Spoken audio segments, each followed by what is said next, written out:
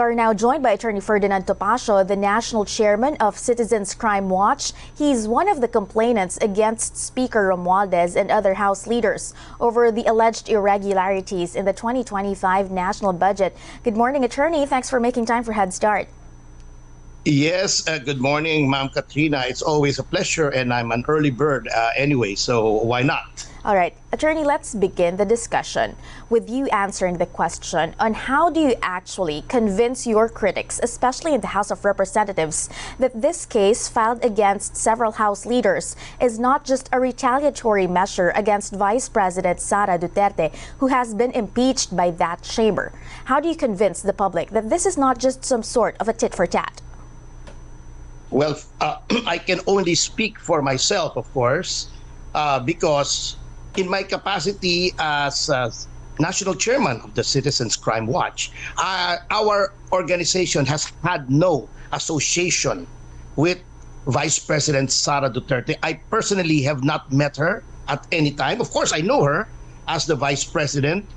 I have supported her father, the former president, when he ran for president and during the time that he was president. But the Citizens Crime Watch is a purely non-partisan organization. In fact, during the time of Duterte, we have sued a cabinet member of Mr. Duterte, Secretary Ramon Lopez. We have sued Secretary Garin. We have sued former Commissioner Guanzon, who is not a politician, at least not at the time that we filed cases against her. And all of these cases are now in court. So that is really the advocacy of the Citizens Crime Watch, which is anti-crime and anti-corruption.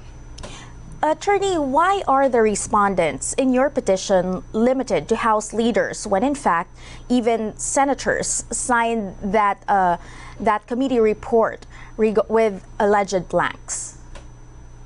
For one, since most of the information were gotten from former Speaker Bebot Alvarez, who is knowledgeable about these things, he relayed to us that when an appropriations bill is finally passed by the bicameral committee, it is transmitted to the House of Origin, meaning the House of Representatives, this being an appropriations bill.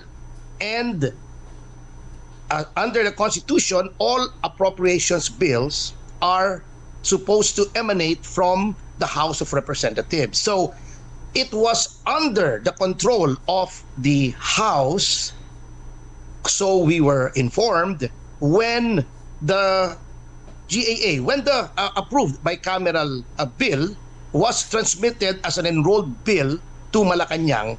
And so any insertions made must have been made during the time that the bill was in the custody and under the control of the House of Representatives. That's why it was those who, under the rules of the House and under the law, are supposed to have handled the bill when it became an enrolled bill that we filed suit against, because they are the only ones who could have done the acts complained of. That bill was tackled during a closed-door bicameral conference committee, just like any other budget bill by the end of the year. Therefore, senators must have also had some inputs in that signed document. Again, why aren't senators being held accountable and just House leaders? We have to recall the comments of Senator Coco Pimentel to show that even the Senate did not have any inputs. If we recall, Senator Coco Pimentel was complaining that even he, as a senator, was unable to get the details of the bill being approved from the technical working group. So, that having been said, it was only in the House that the bill was finalized and made into an enrolled bill. So, that is why, absent any showing that the Senate had any participation, not in the bill itself, mind you, and not in the ratification of the bill by the bicameral committee, but in the insertions made by people, either the respondents in this case or people under their control, their direct control, then of course, we cannot file any cases against those. All right, we will have to leave it at that for now and just wait and see what will happen next as the case develops. But how long do you hope for the Ombudsman to suspend the 3 House leaders that you mentioned in your complaint? Well, soon, we hope, because we have to look at the nature of preventive suspension. Preventive suspension is not a penalty. The purpose, as we have stated in our motion, and as is stated in numerous jurisprudence before us, is that it is to prevent people from tampering with the evidence, influencing or intimidating witnesses, etc. And it is not unprecedented. Many governors and mayors have been preventively suspended. And we are dealing here with the people who are among the most powerful in the country. So they have custody of the documents, they have control and supervision over the entire staff of the House of Representatives, and even as shown by the monolithic way by which the House has been acting under the leadership of Speaker Romualdez, that they have the wherewithal to impose almost total control over anything with respect to the House of Representatives. That is scary, and that is why we are trying to prevent any tampering of the evidence or influencing of witnesses or any other concealment of evidence. We're not saying that we will do it, but under the law, there is really this mechanism to prevent such an eventuality. Sir, speaking of evidence, since you already mentioned it, the former speaker, Davao del Norte Representative Pantaleon Alvarez, alleges that 241 billion pesos was inserted into the 2025 enrolled GAB, General Appropriations Bill. What evidence does your camp hold for you to prove that 241 billion pesos was indeed illegally inserted into the national budget? As stated in our complaint affidavit, we have copies of the bill as approved by both houses. And when a bill is already approved by the bicameral committee, the only role of the technical working group would be to make corrections pertaining to minor matters such as typographical errors, errors in format, or simple computation. However, in this case, the technical working group under the control of the House leadership went beyond that and exercised legislative powers where they had none, because the certain approved items had zero appropriations. But suddenly, when it reached Malacanang, meaning the General Appropriations Bill to be signed into law by the President, suddenly all these blanks had amounts, and the total amount, the total sums inserted, a total 241 billion. So to us, that is clear and compelling evidence. We will leave it to the courts to see if that will convict. But for purposes of preventive suspension, to us, that is already strong and convincing evidence, at least for this stage of the proceedings. Attorney, based on your analysis of the data and the documents, what is the common denominator in these allegedly inserted items into the national budget? The common denominator is that these are soft projects, meaning to say these are projects that are very difficult to quantify in terms of money. This pertain to soil inputs, fertilizers. Remember the fertilizer fund scam when there was a big uproar? It's the same thing happening here. Farm inputs, liquid fertilizers, other matters which pertain to agriculture. This is only as far as the Department of Agriculture is concerned. So these are obviously, according to Speaker Bebot Alvarez, the usual suspects, so to speak, when there are insertions, and these insertions are placed on expenditures that are difficult to monitor and easy to manipulate. Are you saying that the allegedly inserted funds is a possible precursor to another fund scam?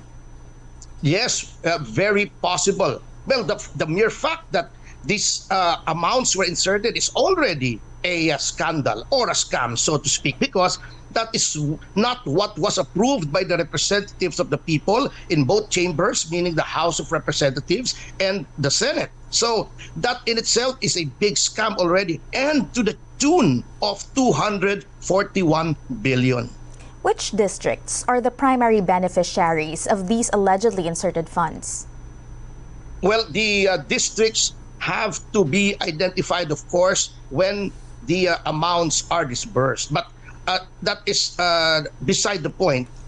At least with respect to what we are discussing now, what we are complaining about are the insertions. There should not have been insertions in the first place. It does not matter which districts these projects will eventually go to. The fact remains that there was undue exercise of legislative power. There was a crime committed under the revised penal code. There was a crime committed, as we have alleged in our complaint, under Republic Act 3019, which is the Anti-Graft and Corrupt Practices Act. That is what is fundamental in the complaints that we have filed before the Ombudsman. If districts should not be held liable as of the moment, as of this point in time, should TWG members, technical working group members, ordinary congressional staff then be held liable for allowing these insertions to be included?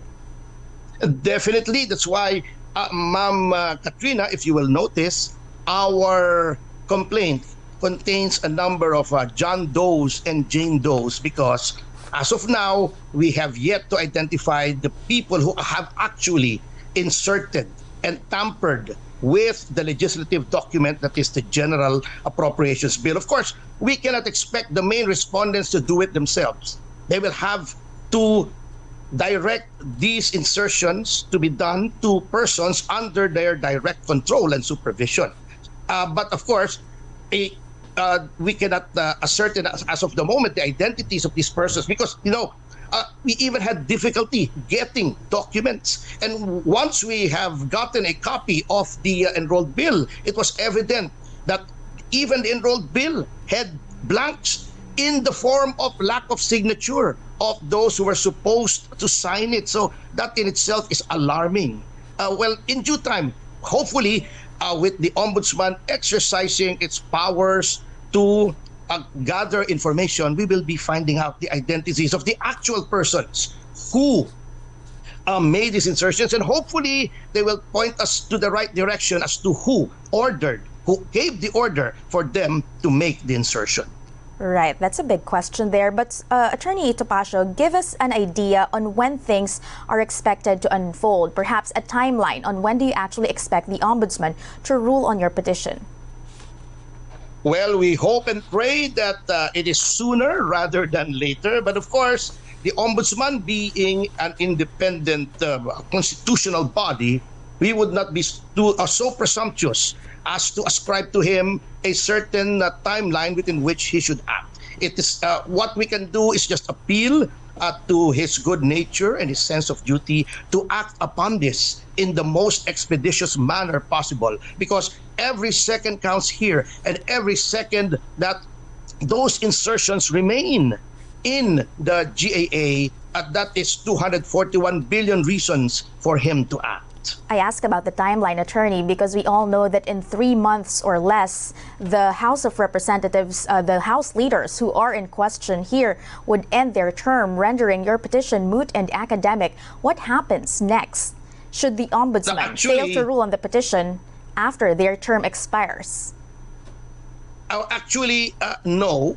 To clarify things, what the acts alleged in our complaint affidavit are criminal acts under the revised penal code and the Anti-Graft and Corrupt Practices Act. Even if their term ends, since the acts have already been committed, if adjudged to be guilty of those acts, criminally liable, then they will still have to face the penalty as prescribed by law. The complaint is not mooted with their terms ending at noon of June 30, 2025. Okay. So it will eventually, this case will eventually hound these officials, regardless if they win another seat in Senate or another seat in the local race or lose the elections entirely. Yes, definitely. That is the beauty of the law here. Since the crime has already been committed, then they can be they can be given penalties, therefore, regardless of whether or not they still occupy the same position or even if they are no longer in government. Right. Attorney Topacio, give us an idea on what your camp on what other measures or what other platforms or fora your camp is looking at. Will you just simply file a complaint again before the ombudsman, or are you also pursuing charges in other courts?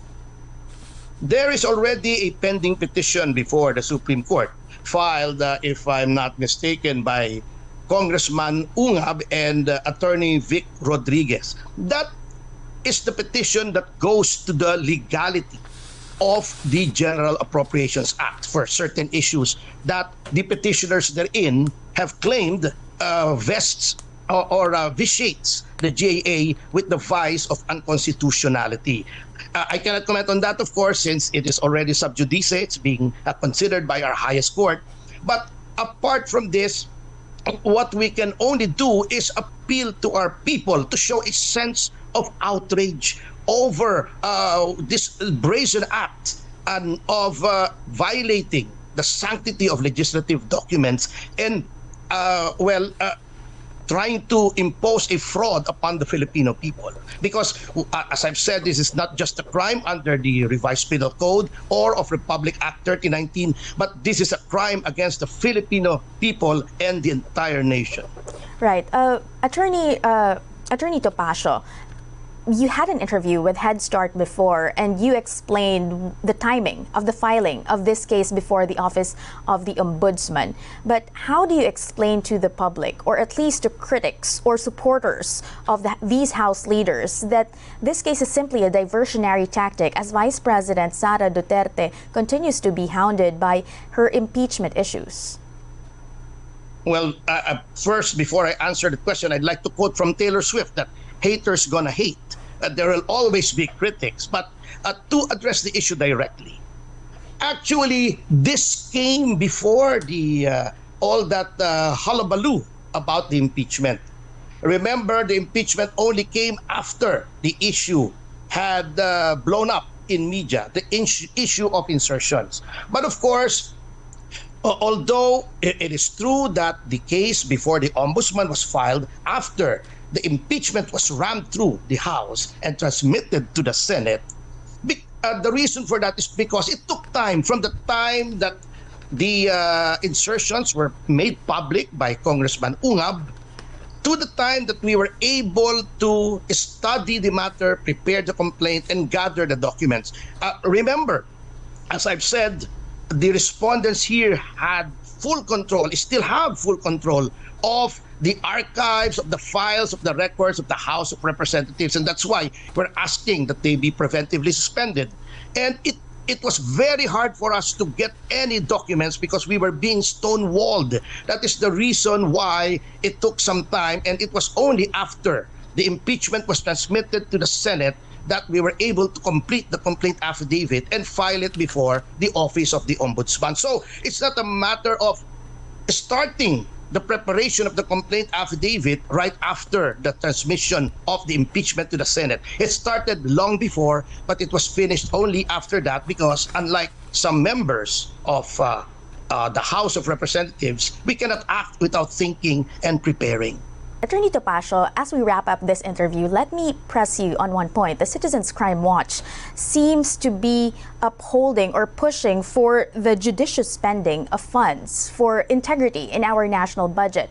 Why then was this kind of zeal not seen from the Citizens Crime Watch when the Vice President's spending was in question last year, particularly with regard to her intelligence funds? With respect to the intelligence funds, the matter is now before the Senate as one of the articles of impeachment.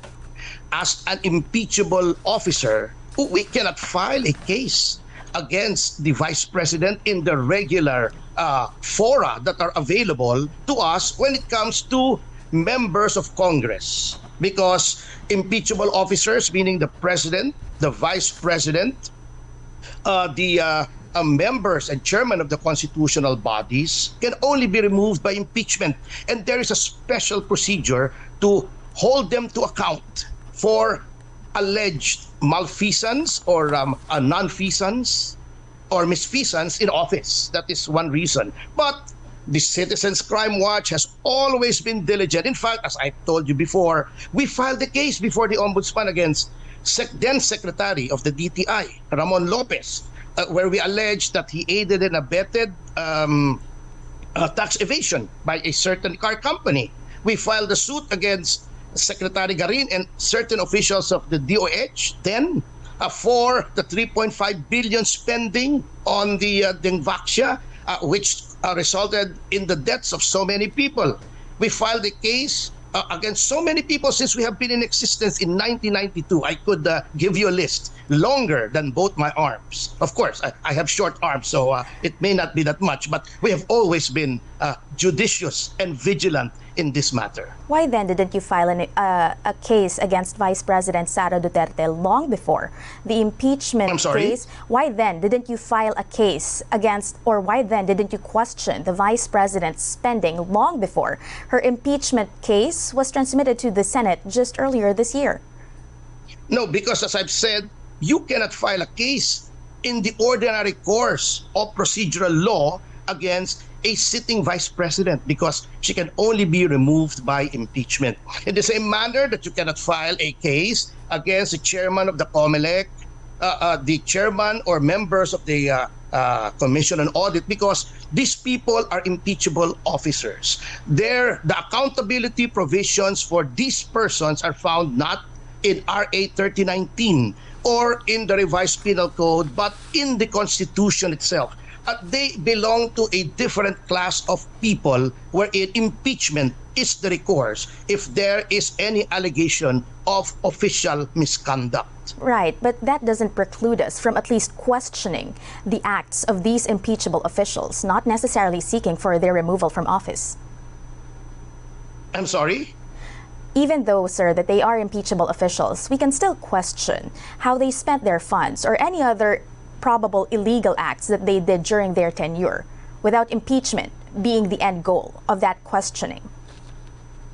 Well, in the case of the vice president, there is a COA report that absolves her of any wrongdoing. So why would we do that? Now, I will now throw the ball back to you, Ma'am Katrina. If you have any evidence of any wrongdoing aside from the 125 million confidential funds which they keep alleging against the vice president, we would be very happy to receive you in our office. You can file the requisite form and we will look into it, as we have done in another case with respect to the city of Manila, which I will not discuss because that's out of topic, but we are always open. So if anyone out there knows of any anomalies in government, whether from any camp, because we are apolitical, you are more than welcome to our offices, and we will discuss and we will analyze, and if necessary, we will file. We will count on that commitment and that call to action. Thank you so much for joining us this morning. Always Attorney a pleasure, Ferdie Ma'am Topacio.